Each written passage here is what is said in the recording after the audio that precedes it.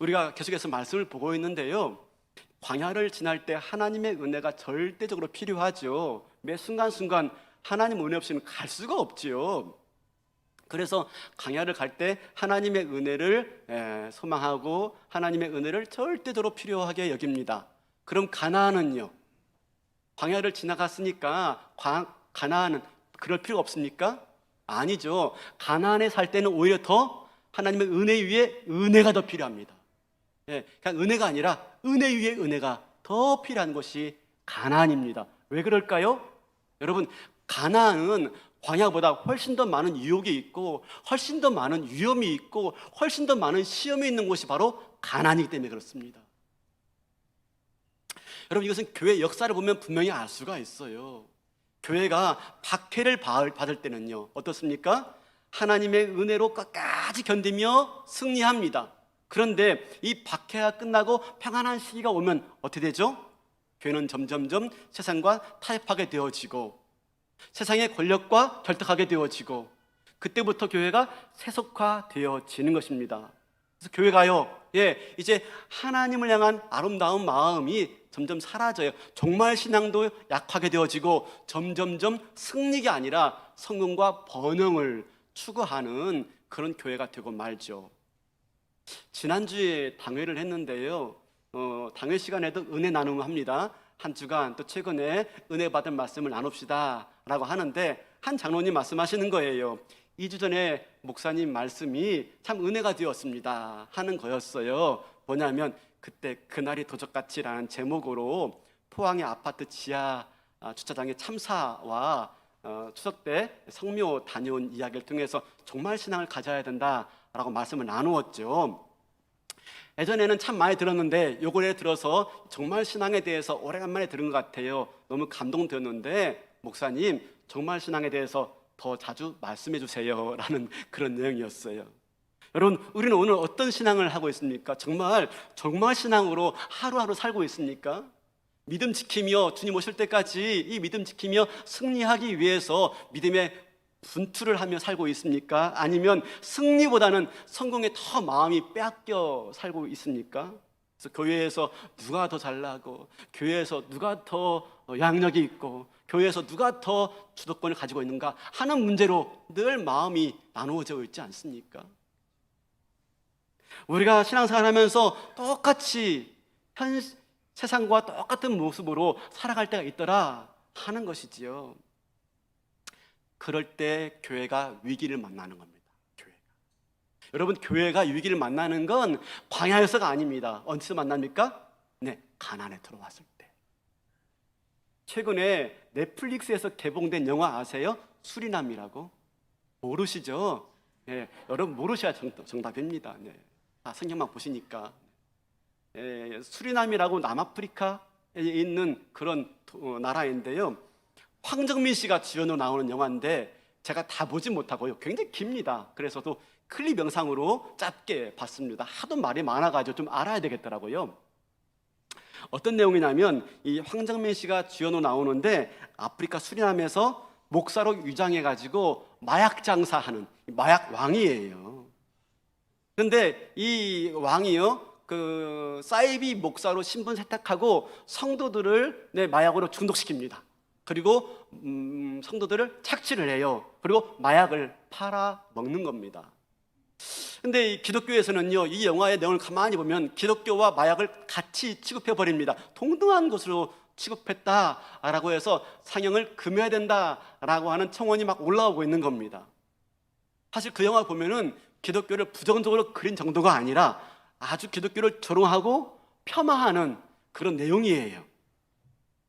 일부에서 말합니다. 이런 영화들이 나오면 해외 선교에 치명적인 해가 끼쳐질 것 같습니다. 아무리 픽션이라 할지라도 사람들을 오해하도록 선동하고 혐오를 조장한다면 마땅하게 자제해야 되는 거 아니겠습니까? 라고 하는 그런 영화에 대한 평들이 나오고 있는 겁니다. 사실 수리남뿐만 아니에요. 요즘 이런 영화들이 얼마나 많이 나옵니까? 여러분, 그동안 우리가 잘 아는 오징어 게임도 바로 그런 배경 속에 있지 않습니까? 근데 이 수리남 영화는요, 막 노골적이에요. 아주 노골적이에요.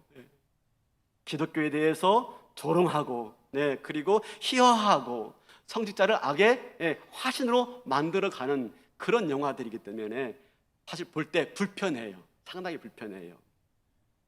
그런데 그렇다고 해서 기독교가 그 영화 틀지 마세요 라고 말할 수가 없어요. 근다고 될 문제가 아니라는 것이죠. 우리가 무조건 그 영화를 틀지 말라고 말하기 전에 앞서 먼저 우리 자신을 좀 되돌아볼 수 있어야 되는 것이지요. 왜 한국의 기독교가 이 지경 되었는가 하는 겁니다.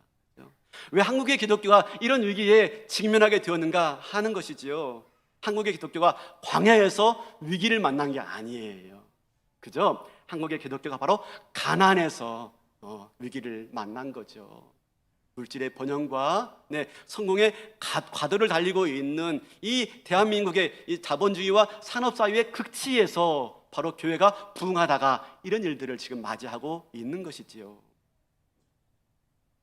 마치 이스라엘 백성들이 광야에서는 그렇게 안 했는데 가나안에 들어가서 변질됐던 것처럼 말입니다.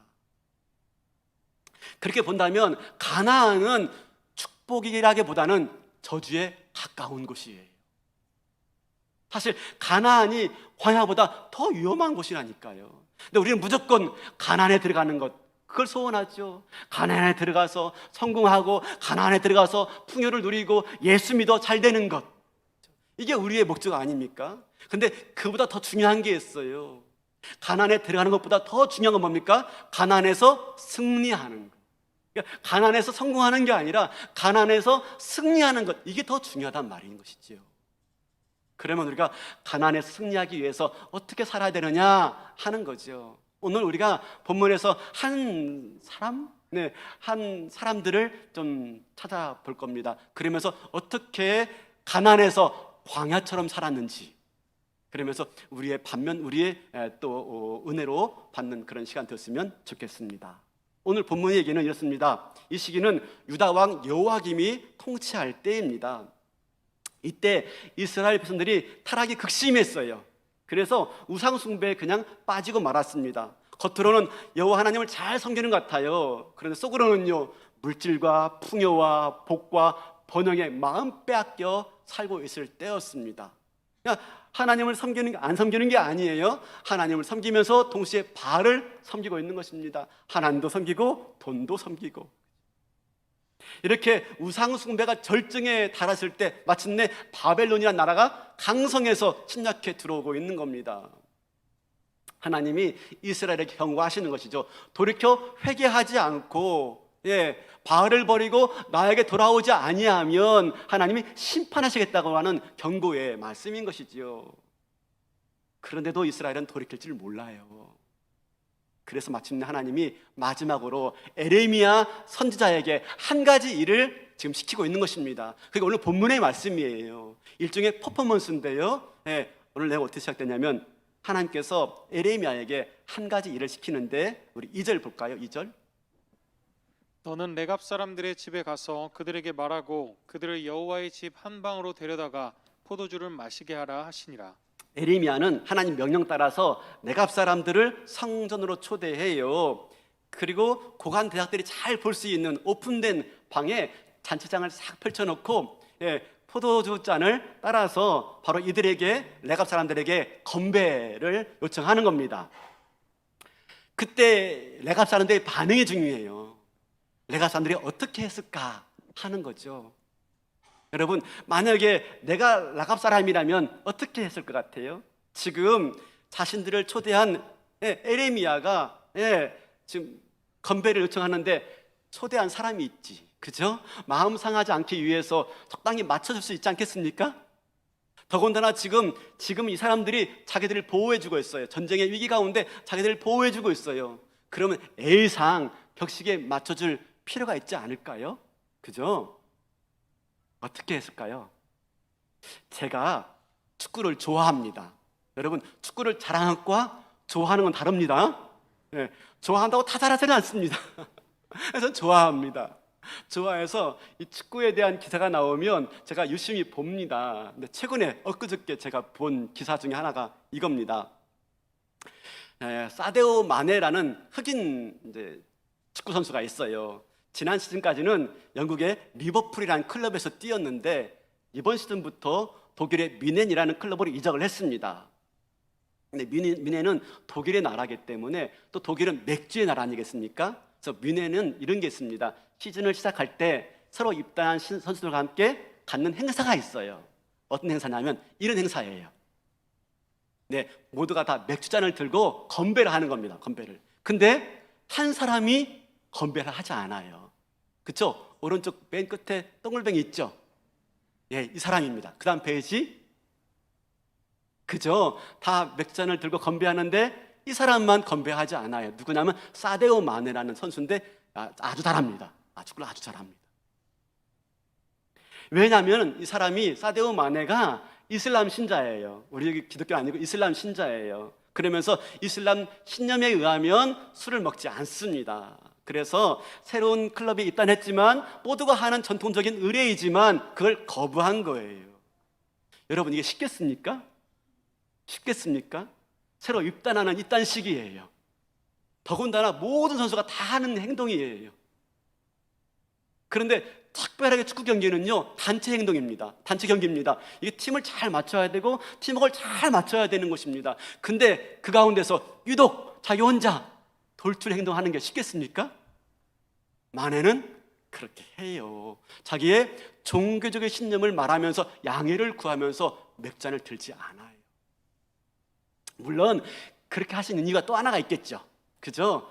실력이 있어야 되겠죠. 실력도 없으면서 나 안 해. 쉽지 않습니다. 실력이 있죠. 그죠? 실력도 있고 인성도 겸비했기 때문에 그게 그렇게 허용되어지고 마침내 기사로 나와서요, 많은 사람들이 존경을 해요. 참 자기의 종교적 신념을 지키려고 애쓰는 사람이다라고 인정을 해줘요. 여러분, 레갑자 선지자를 어떻게 했을까요? 지금 에레미야 선지자가 자, 건배합시다 라고 포도주잔을 건네고 있어요. 어떻게 하죠? 네, 바로 그들이 우리의 예상대로 그 건배를 거절을 해요. 그런데 여기서 포도주잔을 거부했다라고 하는 게 중요한 게 아니에요. 뭐라고 말하면서 거부했느냐 하는 게 더 중요해요. 우리 6절 볼까요? 6절 이렇게 말합니다. 그들이 이르되 우리는 포도주를 마시지 아니하겠노라. 레갑의 아들 우리 선조 요나답이 우리에게 명령하여 이르기를 너희와 너희 자손은 영원히 포도주를 마시지 말며. 지금 포도주 잔을 거절하면서 건배를 거절하면서 무슨 말이에요? 자기 주장들의 얘기를 꺼내고 있어요. 그게 누구죠? 요나답이에요. 요나답은 250에서 300년 전에 살았던 주상 중에 조상입니다. 지금 그 얘기를 꺼내요. 그런데 이 요나답이 누구냐면 레갑의 아들로서 바로 예후와 함께 바알 종교를 척결하기 위해서 앞장섰던 인물 중에 한 사람입니다. 그런데 이 요나답이 가나안 땅에 들어가서 이스라엘 백성들이 사는 모습을 가만히 보니까 점점점 가나안 사람과 동화되어지고 점점점 바알을 섬기면서 타락하는 모습을 보게 된 거예요. 마침내 그러면서 하나님께로부터 멀어지는 모습을 보게 된 거죠.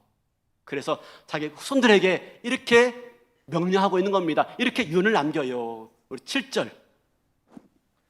너희가 집도 짓지 말며 파종도 하지 말며 포도원을 소유하지도 말고 너희는 평생 동안 장막에 살아라. 그리하면 너희가 머물러 사는 땅에서 너희 생명이 길리라 하였으므로. 유언이 뭐예요? 세 가지예요. 첫 번째가 포도주를 먹지 마라. 두 번째가 집을 짓고 살지 마라. 세 번째가 농사를 짓지 말라였습니다.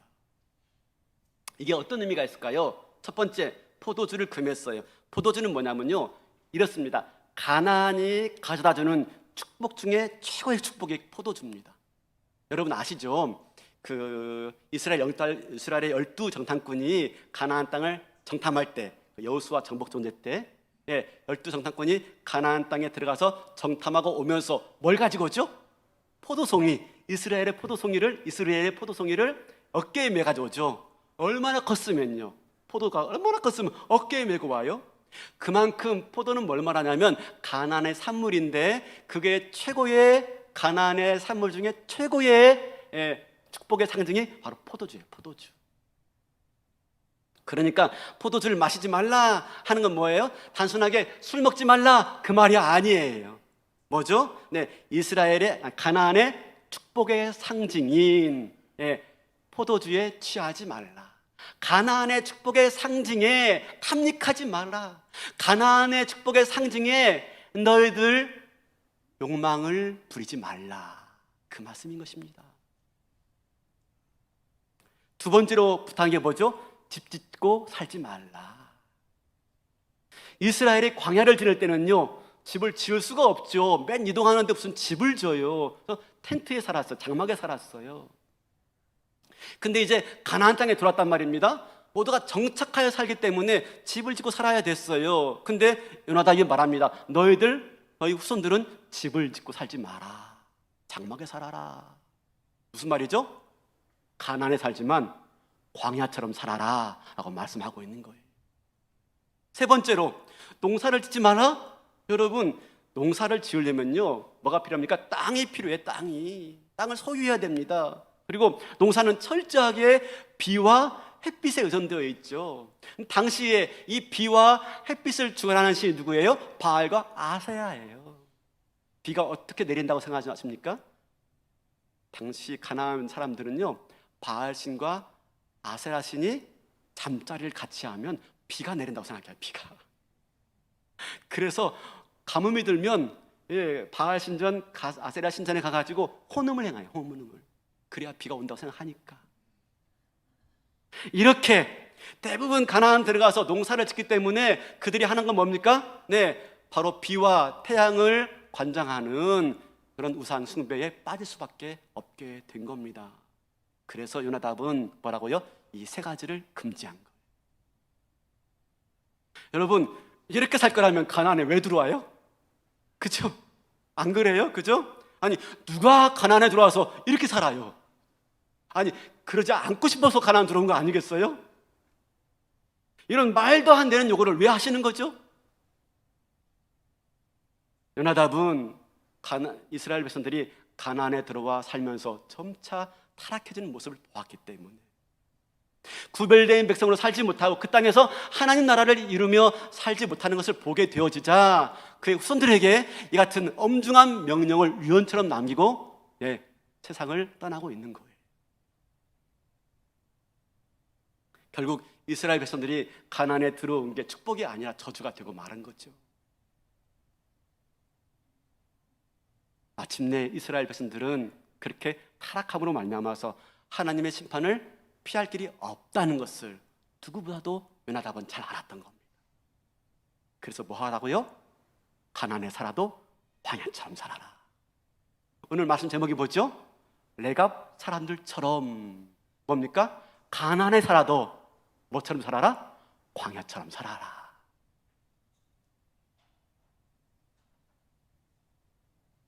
가나안 땅을 누리며 살다가 심판받아 멸망당하는 것보다도 어렵고 힘들더라도 광야처럼 살아야 된다 하는 말씀드린 것이죠. 그러자 이 요나답의 명령 앞에 후손들이 어떻게 말하죠? 우리 10절 볼까요? 10절.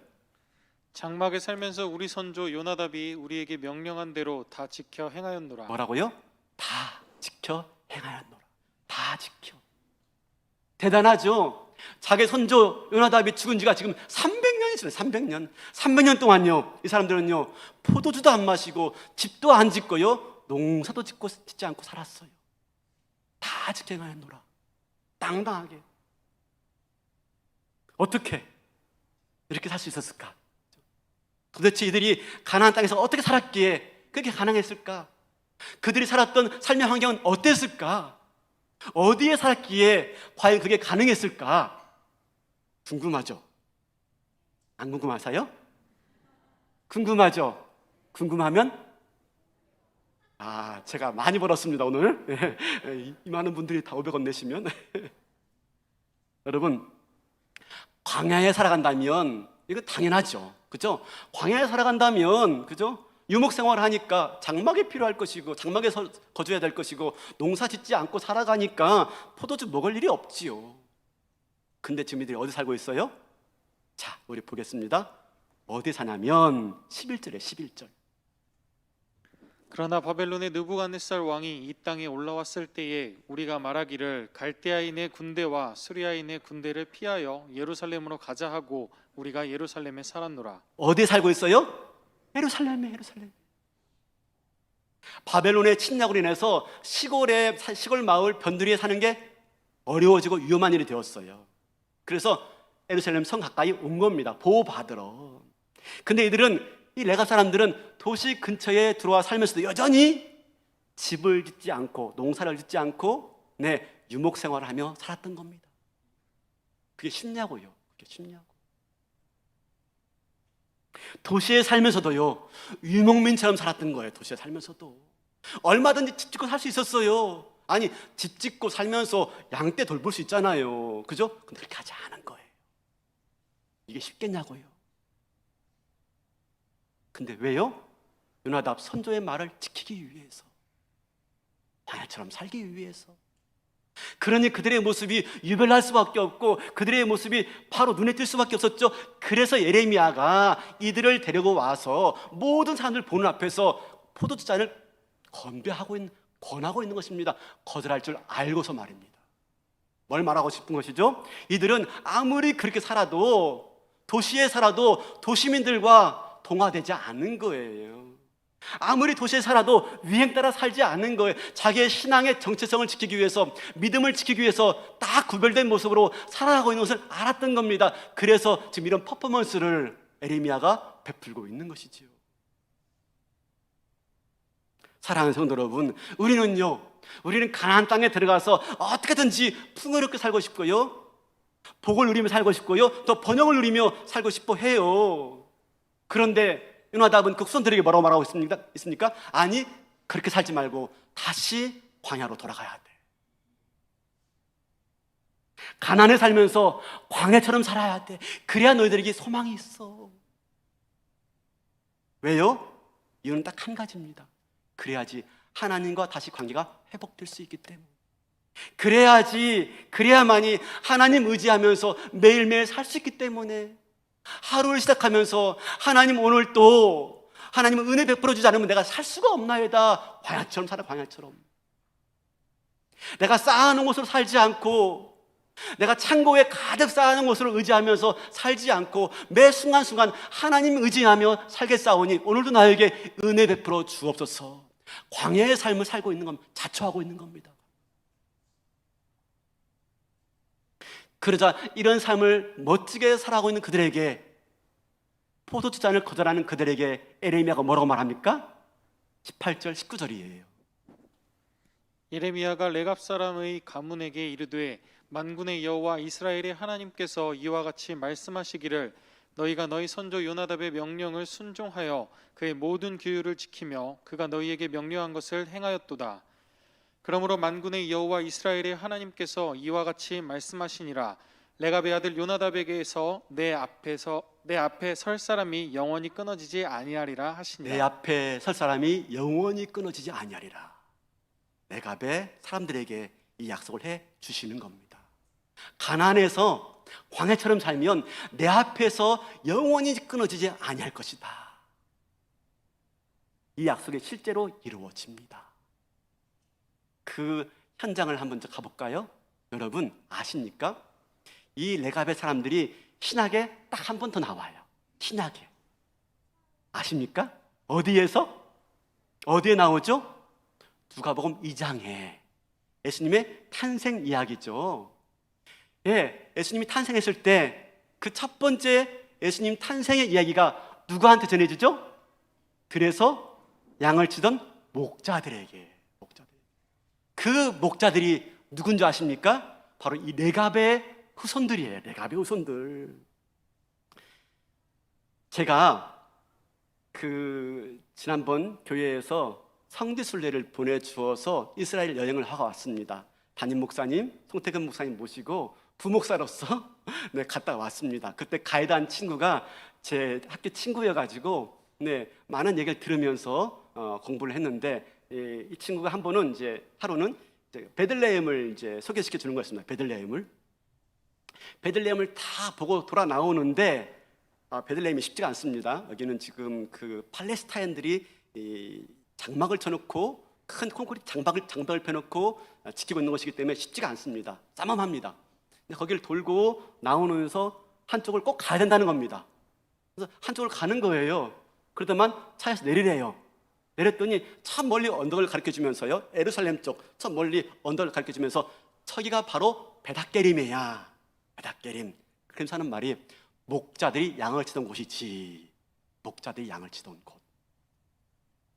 바로 누가복음 2장에 나오는 목자들이 양을 치던 곳인데 그곳 이름이 벳학게림이래요. 벳학게림이 어디냐? 그죠? 우리 느헤미야 3장 14절. 네.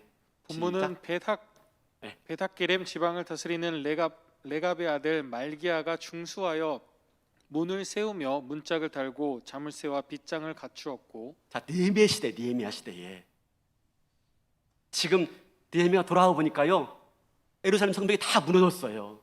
그래서 그 성벽을 중수하는데, 다시 보수하는데 누구를 쓰고 있습니까? 레갑 자손들을 불러서 분문 근처를 중수하라 하는데, 이 레갑 자손이 어디에 사는 사람들이에요? 베닷게림이에요. 베닷게림.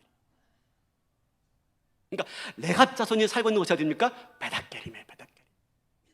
근데 그 베닷게림에 누가 있었다고요? 목자들. 자, 사진 하나 보여주시겠습니까? 제가 이부 때 깜빡 깨먹고 안 보여줬는데, 자, 위에 예루살렘이 있죠.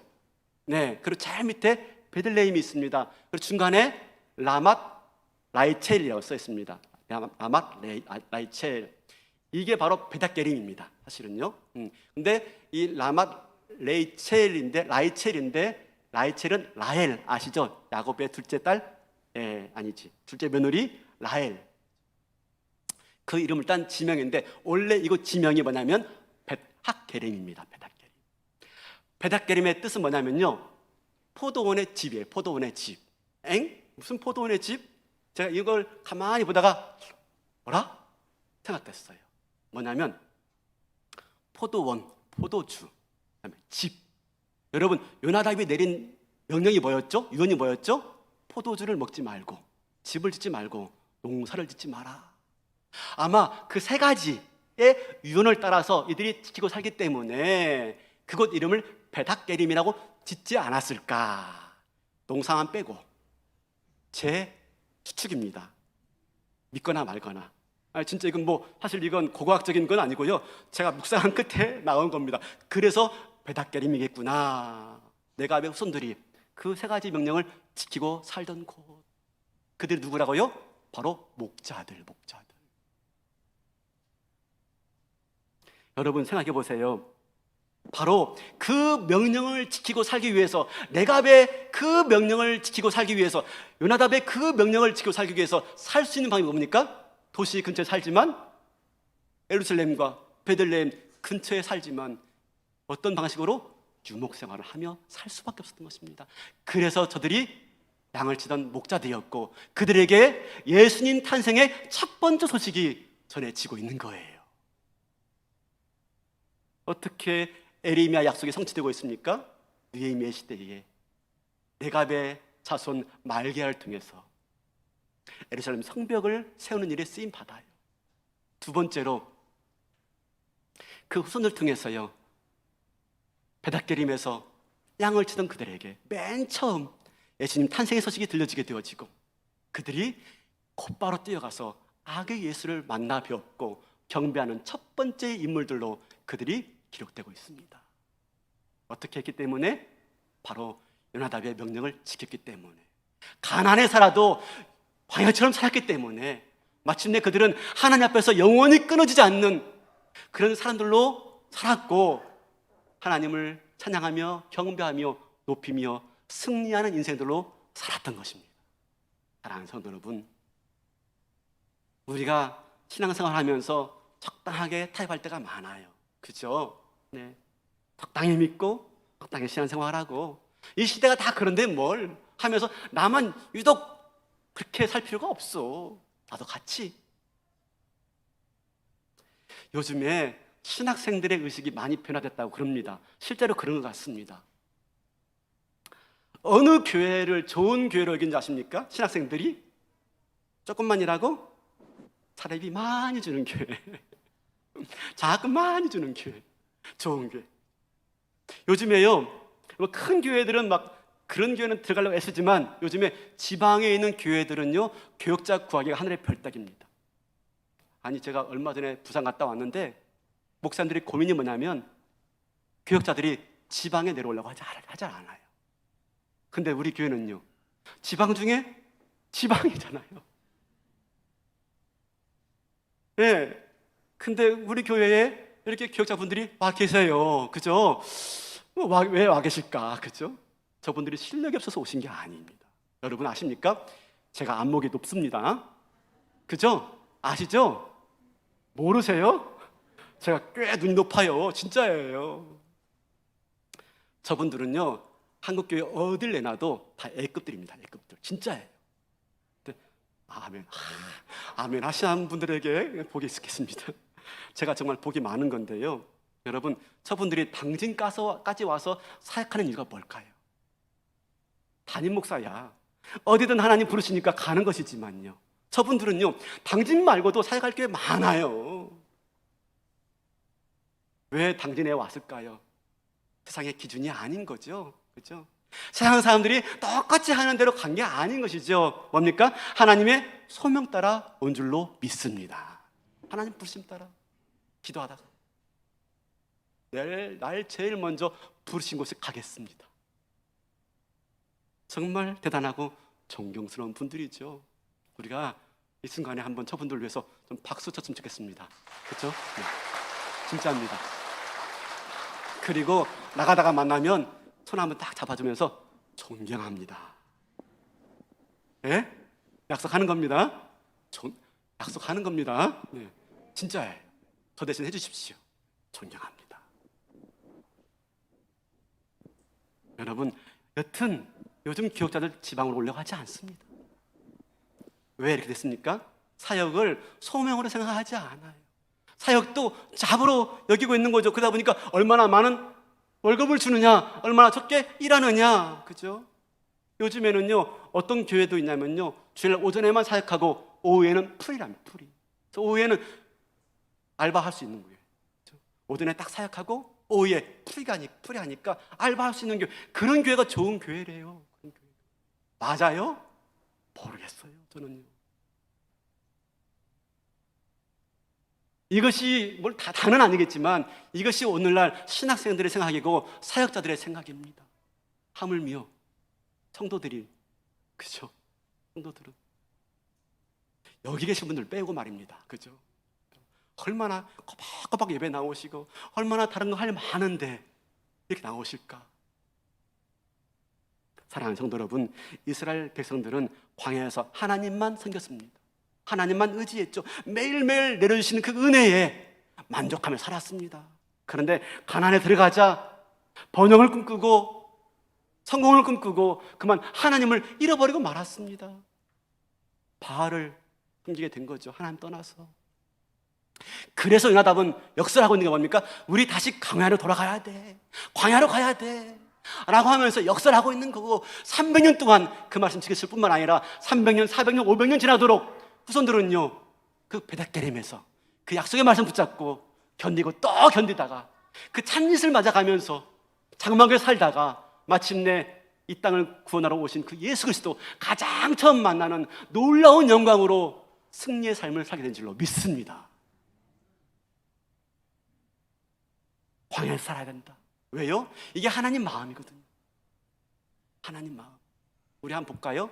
호세아서 2장 14절 15절인데 이것을요, 유진 피터슨이 쓴 메시지 성경으로 한번 읽어보겠습니다. 우리 14절 15절 같이 한번 읽어볼게요. 시작. 이제 내가 하려는 일은 이것이다. 나는 처음부터 다시 시작하려고 한다. 그녀를 다시 광야로 데려갈 것이다. 우리가 첫 데이트를 했던 곳으로. 나는 거기서 그녀에게 구애하며 장미 꽃다발을 선물할 것이다. 비탄의 골짜기를 희망의 땅으로 바꾸어 놓을 것이다. 그러면 그녀는 어린 소녀였을 것처럼 막 이스라엘에 나왔던 것처럼 나를 대할 것이라. 어디로 데려간다고요? 광야로.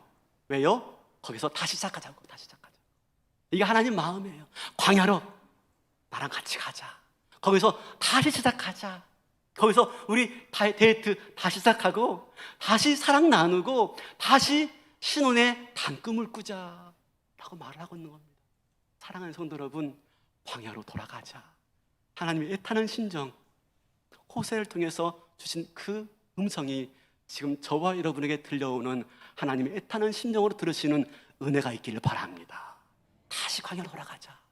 거기서 다시 시작하자. 행복했던 결혼생활, 가나안에 들어가자마자 파토나고 말았어요. 이스라엘이 들어가서 다른 남자를 섬기고 말았던 것입니다. 바알신을 섬긴 거죠. 주식이 대박나고, 그죠?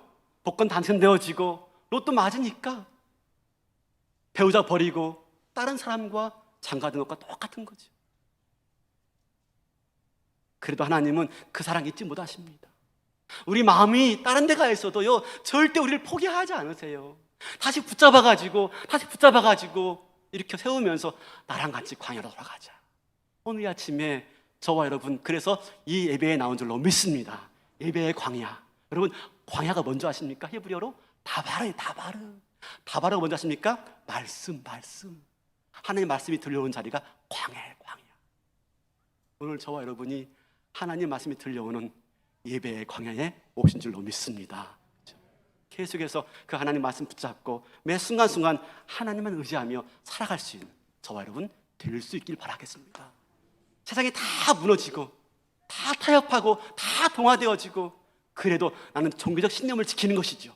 그러기 위해서 실력이 있어야 돼요. 인성이 있어야 돼요. 믿음만 가지고 안 돼요. 실력과 인성을 겸비해서 내 신념을 가지고 믿음 지켜나갈 때 마침내 우리를 통해서요, 주님 다시 오실 때 맨 먼저 일어나가지고 그 주님의 얼굴을 기쁨 가운데 맞이하는 그 목자들처럼 하나님의 얼굴을 만나 뵙는 은혜가 있기를, 그때까지 믿음 안에 승리하시기를 주님의 이름으로 축원합니다.